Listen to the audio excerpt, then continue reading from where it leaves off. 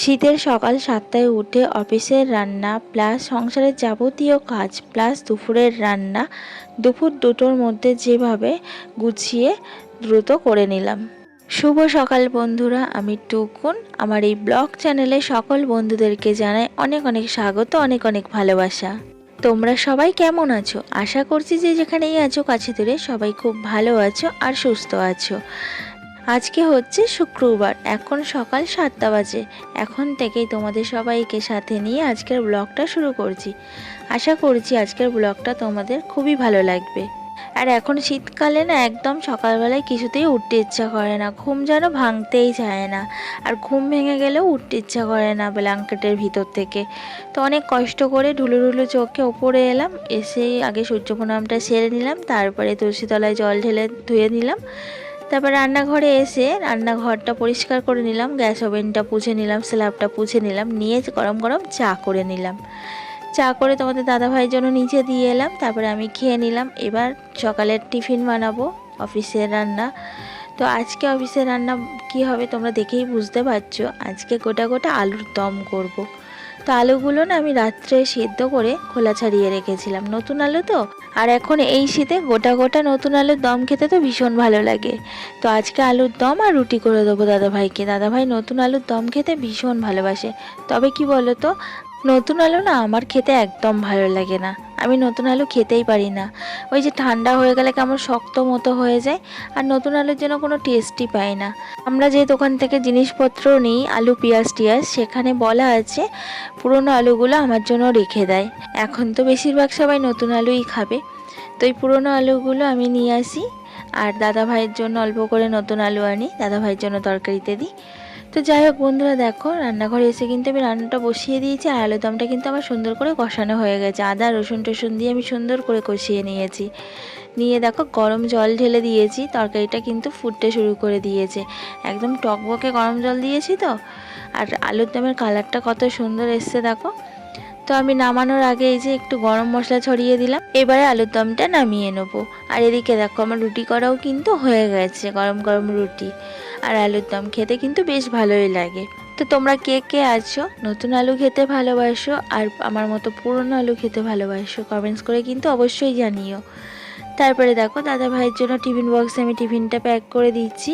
তো 4টে রুটি দিয়ে দিয়েছি, একটা ডিম ভাজা দিয়ে দিয়েছি। টিফিনে আমি যাই তরকারি বানিয়ে দিই না কেন, ডিম ভাজা তো মাস্ট দাদা ভাইকে দিতেই হবে। আর একটা বাটিতে আমি আলুর দম দিয়ে দিয়েছি গোটা গোটা। আর এই যে চামচটা দিতে ভুলে যাচ্ছিলাম, আবার চামচটা ঢুকিয়ে দিলাম। তো এই দেখো টিফিন বক্সটা কিন্তু আমার রেডি হয়ে গেছে, আর দাদা ভাই নিচে চলে গেছে। তো এই যে ছুটতে ছুটতে যাচ্ছি, টিফিন বক্সটা দিয়ে আসি দাদা ভাইকে। দেখো দুষ্টু বুড়া এখনো শুয়ে, এখনো ওঠার আর ইচ্ছা হচ্ছে না। ঘড়িতে দেখো এখন 9:30 বাজে। তো দাদা ভাই বেরিয়ে গেল, এবার আমি নিচের বিছানা টিছানা ঘর দোয়ার সব গোছাবো। দেখো ওঠে, কি রে বাবু ওঠ,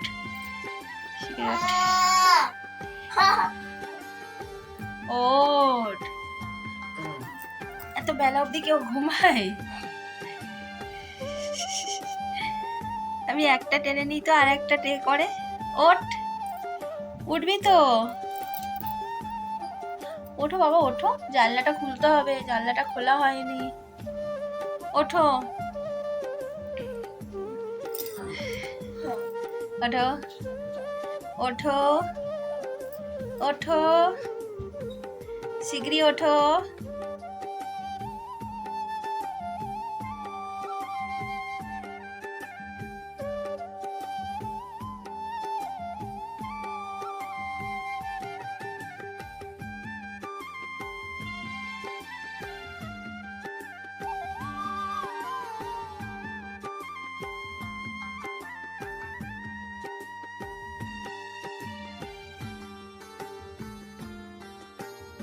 অনেক ডাকাডাকি করে দুষ্টুটাকে তুললাম, কিছুতেই না সকালবেলায় তাড়াতাড়ি উঠছে না।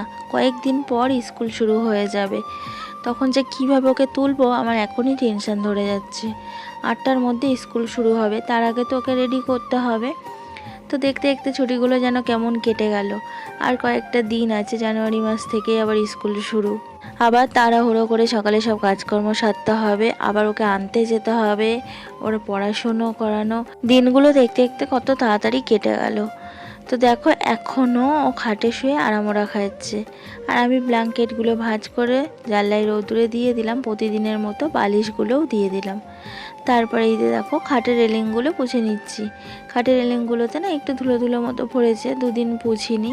আর দুদিন না পুছলেই তোমাদের বলেছি খাটের রেলিংগুলো দেখে মনে হয় যেন কতদিন পোছা হয় না। আর এমনিতেও শরীর খারাপ ছিল বলে আমি ঘরে কিছু পোছাপুছি করতে পারিনি এ দুদিন। তো আজকে তো সব ঘরের সব কিছুই পোছাপুছি করব ঠিক করেছি। তো ওপাশে খাটের রেলিংটা পুছে আমি এপাশে রেলিংটা পুছে নিলাম। তারপরে এই যে আলমারি কাজটা পুছছি এখন ডোলে ডোলে। আলমারি কাজটার উপরে আমার দুষ্টু এমনভাবে দাগ করেছে রং পেন্সিল দিয়ে, তারপরে এমনি পেন্সিল দিয়ে, মানে কি বলবো, আর আয়নাতে না মুখটাই দেখা যাচ্ছে না। তো এই আলমারির কভারটা না আমি ভিতর দিয়ে বেঁধে ঠিক করে আমি বেশ বানিয়েছি। তো কভারটা দেখো দুষ্টু টেনে খুলে দিয়েছে। কভারটাকে আবার ঠিক করলাম, করে এই যে এই জায়গাটার কভারটা না আমি তুলে ক্লিপ আটকে দিই, তাহলে আয়নাতে মুখটা দেখা যায়। তো সেটা আবার ঠিক করে রাখলাম। তারপরে এই যে এখন টেবিলটা ভালো করে পুছে নিচ্ছি। টেবিলটার ওপরে তো সব কিছু ফেলে ছেলে রেখেছে দুষ্টু, সব কিছু আবার সরিয়ে আমি সুন্দর করে গুছিয়ে রেখে দিলাম।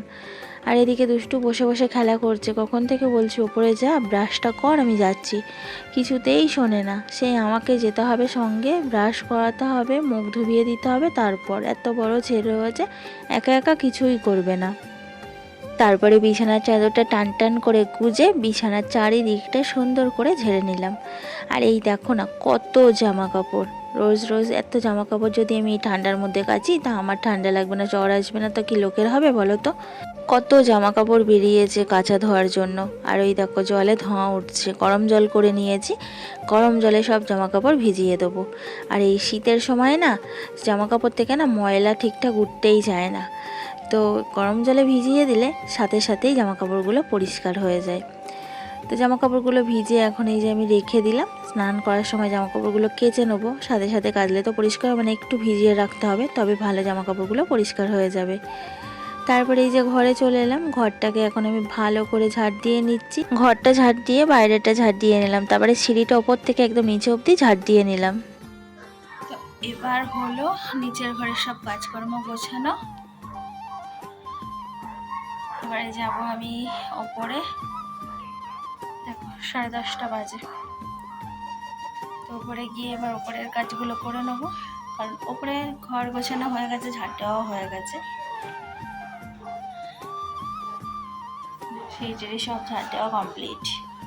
জামা কাপড় ভিজিয়েছি অনেকটা, দেখলে জামা কাপড়গুলো কাচাকুচি করতে হবে, সুন্দর রোদ উঠেছে।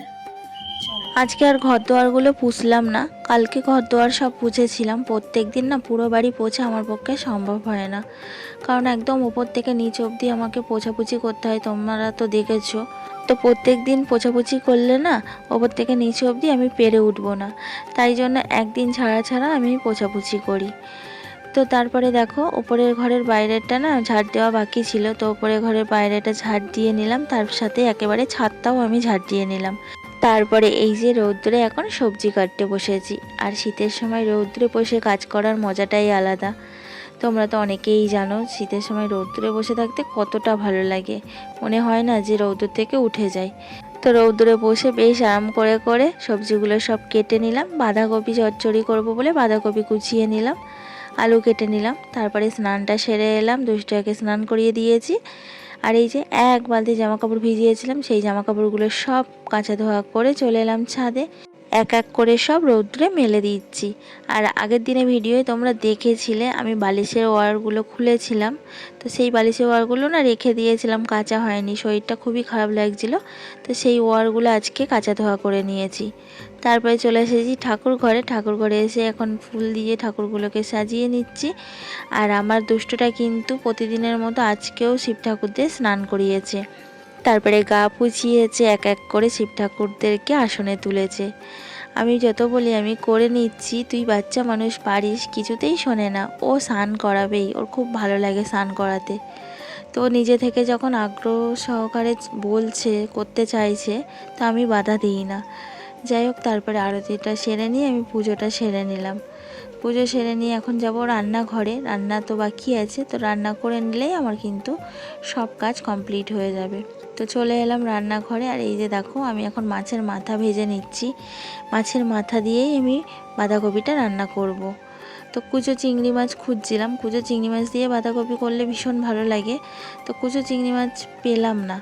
আর রুই মাছ নিয়েছিলাম, তার মাথা ছিল ফ্রিজে, তো ভাবলাম তাহলে রুই মাছের মাথাটা দিয়েই বাঁধাকপিটা রান্না করি। তো এখানে এই যে এখন মাথাগুলো লাল লাল করে ভেজে নিয়েছি। তারপরে এই যে এখন পেঁয়াজ, আদা বাটা আর একটু লঙ্কার গুঁড়ো, জিরের গুঁড়ো দিয়ে আমি ভালো করে মশলাটা কষিয়ে নিলাম। নিয়ে মাথা দুটো দিয়ে দিলাম। তারপরে সিদ্ধ করে রেখেছিলাম বাঁধাকপি, সেই সেদ্ধ বাঁধাকপিটা দিয়ে এখন ভালো করে কষিয়ে নিচ্ছি।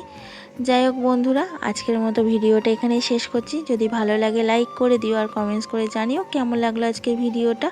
আর নতুন বন্ধু যারা আমার ভিডিওটা দেখছো, চ্যানেলটা সাবস্ক্রাইব করে আমার পাশে থেকো। বাঁধাকপি চচ্চড়িটা আমার কিন্তু হয়ে এসছে, এবার গরম মশলা দিয়ে নামিয়ে নেবো। আর সকালে আলুর দম করেছিলাম, তো এটাই আমাদের দুপুরে রাত্রের মেনু। দেখা হচ্ছে কালকে আবার একটা নতুন ভিডিওতে। ততক্ষণ অবধি তোমরা ভালো থেকো, সুস্থ থেকো।